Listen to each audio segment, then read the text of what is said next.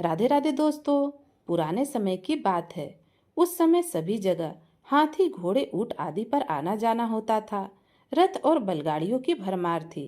बारातों में भी उन्हीं की धूम थी। उन दिनों पंडितों की भी भारी पूछ होती थी। जजमान उनकी बड़ी खातिरदारी करते। घर में कोई खुशी का अवसर हो तो पंडित को बुलाना नहीं भूलते थे। पूरे मन से दान दक्षिणा देते। इसी तरह पंडितों का गुजारा अच्छा खासा चलता था। ना हल्दी लगती, ना फिटकरी, पर रंग चोखा आता।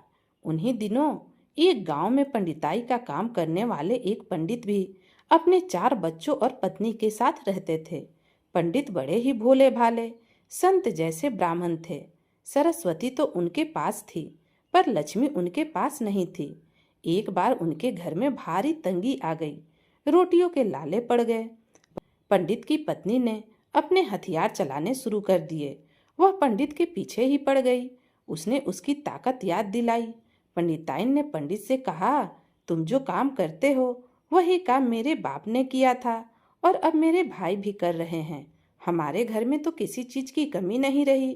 कभी दान दक्षिणा में एक एक बोरी अनाज ले आते हैं और एक तुम हो जो कुछ भी हाथ पर रख दे चुपचाप वही लेकर चले आते हो। पंडित ने कहा, मैं तुम्हारे बाप की तरह किसी को बेवकूफ नहीं बना सकता। अगर ऐसा करूंगा तो आगे जाकर भगवान को क्या मुंह दिखाऊंगा। उसी गांव में एक नामी जाट रहता था, जिसकी आसपास के इलाके में अच्छी खासी प्रतिष्ठा थी। एक दिन पंडिताइन ने फिर पंडित से कहा कि जाट को ही गंगा स्नान करा लाओ। अच्छी खासी दान दक्षिणा मिल जाएगी, घर का खर्चा भी चल जाएगा। पंडित ने बहुत बार मना किया और उसे समझाया कि दूर के ढोल सुहावने होते हैं। वह पैसे वाला तो है, पर बड़ा कंजूस है। मैं डाल डाल हूँ तो वह पात पात है। पर पंडिताइन के हट के सामने पंडित को घुटने टेकने पड़े। आखिर झक मारकर पंडित जाट के यहाँ जा पहुंचा। जाट ने उसकी खूब आवभगत की। पंडित जी ने भी खूब संस्कृत के मंत्र पढ़े, ढेर सारा आशीर्वाद दिया। अब पंडित ने अपना हाथ फेरना शुरू किया। खूब खुशामदी बातों की, लल्लो चप्पो की। जाट ने फिर कहा, पंडित जी अब असली मुद्दे की बात करो। आपने मेरे घर आने का कष्ट कैसे उठाया। पंडित जी ने कहा, चौधरी साहब, परसों सोमवती अमावस्या है, गंगा स्नान का पर्व भी है। आप चाहो तो गंगा स्नान करा आए।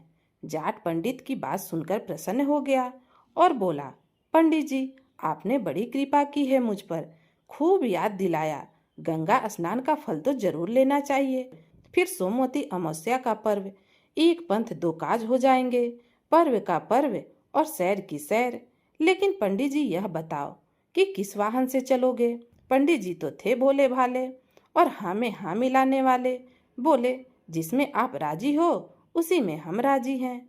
यह बात सुनकर जाट ने कहा, हाथी पर चलना ठीक रहेगा। पंडित जी उछल पड़े और हाँ में हाँ मिलाते हुए बोले, आपने सही कहा, हाथी एकदम ठीक रहेगा। सवारी की सवारी और दर्शन के दर्शन। हाथी की पीठ भी खूब लंबी चौड़ी होती है। चाहो तो पलंग बिछा लो और सोते चले जाओ। इससे अच्छी और कौन सी सवारी हो सकती है। तभी जाट ने कहा, पंडित जी हाथी की सवारी तो ठीक है, पर उसमें एक खराबी है। हाथी अगर बिगड़ जाए तो सवारी को सुर से पकड़कर नीचे फेंक देता है और फिर पांव से कुचल भी देता है। पंडित जी ने फिर हाँ में हाँ मिलाई और बोले, अजी मारो गोली हाथी को।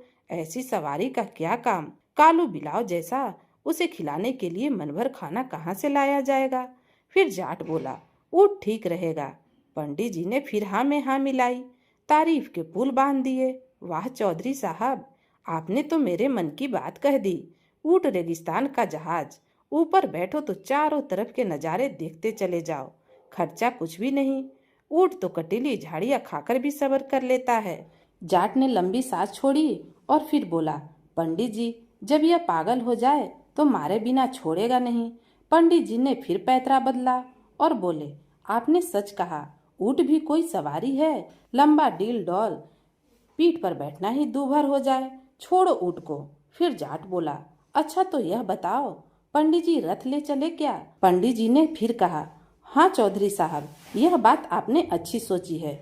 रथ तो विष्णु भगवान की सवारी है, धीरे धीरे सैर करता हुआ ले जाएगा, पेट में पानी तक नहीं हिलेगा। इसी बीच जाट फिर बीच में बोल उठा, कहीं टूट गया तो सब गुड़ गोबर हो जाएगा, यात्रा अधूरी रह जाएगी।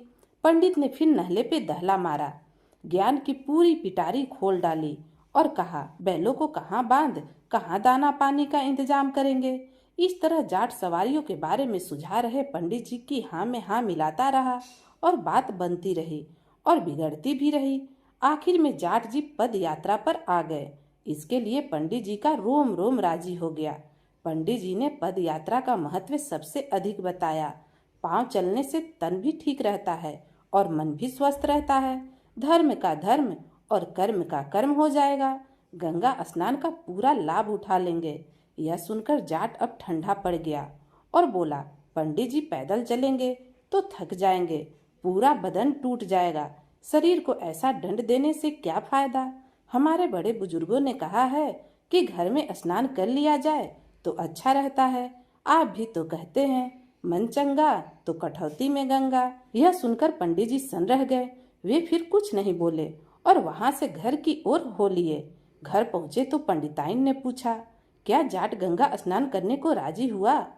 पंडित जी गुस्से से पैर पटकते हुए अंदर चले गए। पंडिताइन ने दोबारा फिर से पूछा तो पंडित ने कहा, मैं ना कहता था, अगर वह इतना बेवकूफ होता तो इतना धनवान कैसे बनता। गाँव के अहरे गहरे उसे कब का कंगाल बना देते।